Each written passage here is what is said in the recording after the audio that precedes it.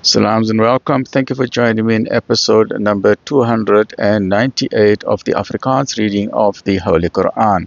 En dit is die Heilige Quran by Imam M.A. Baker. Die Heilige Quran by Imam M.A. Baker. May Allah subhanahu wa ta'ala reward him abundantly and all those in the production of the book itself. In de naam van Allah, die barmhartige, die genadige. A'udhu billahi min ash-shaytanir rajim. Bismillahir rahmanir rahim. Episode 298. Chapter, hoofstuk nummer 21, die Anbiya, die profete. Die waarheid van die openbaring. Sien die ongelowiges nie dat dit hemele en die aarde toegemaak was en dat ons dit weer oopgemaak het nie? En ons het uit water alles gemaak wat lewendig is. Sal hulle dan nie glo nie?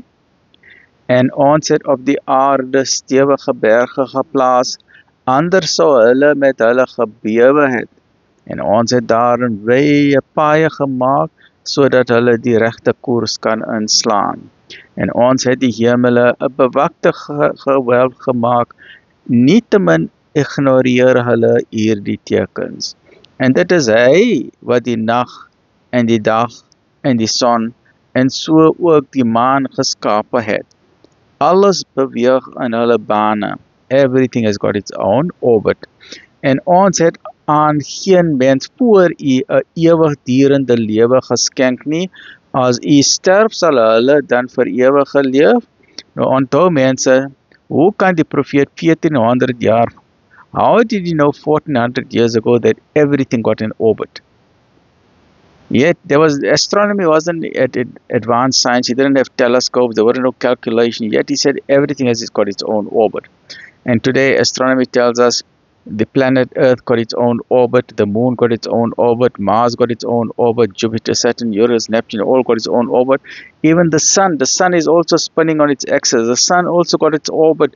The sun is going, all the planets are going around the solar system, and the solar system together with all the planets got an orbit around the Milky Way galaxy every 250 million years, right? So 1 year of the solar system is 250 million Earth years, right?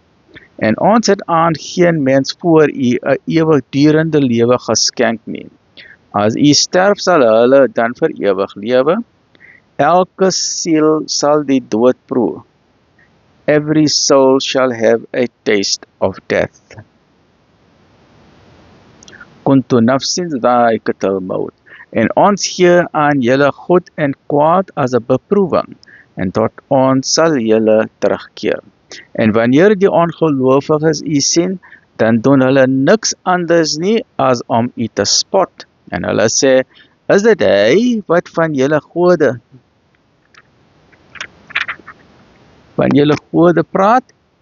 En wanneer melding gemaak word van die barmhartige God, verloon hulle hom.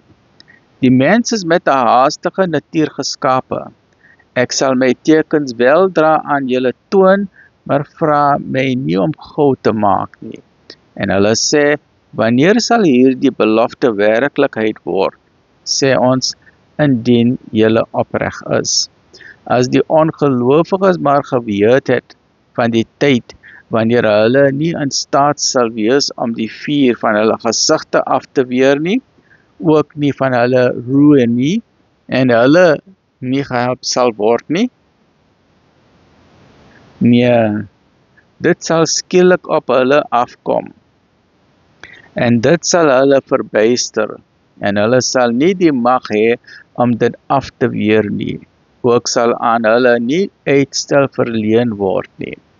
En boodskappers voor u is inderdaad bespot, maar dit waarmee hulle gespot het die spotters getref. 299, episode number 21. Join me in the next episode van die Heilige Quran. Look after yourself, be mentally strong. Alhamdulillah Rabbil Alameen.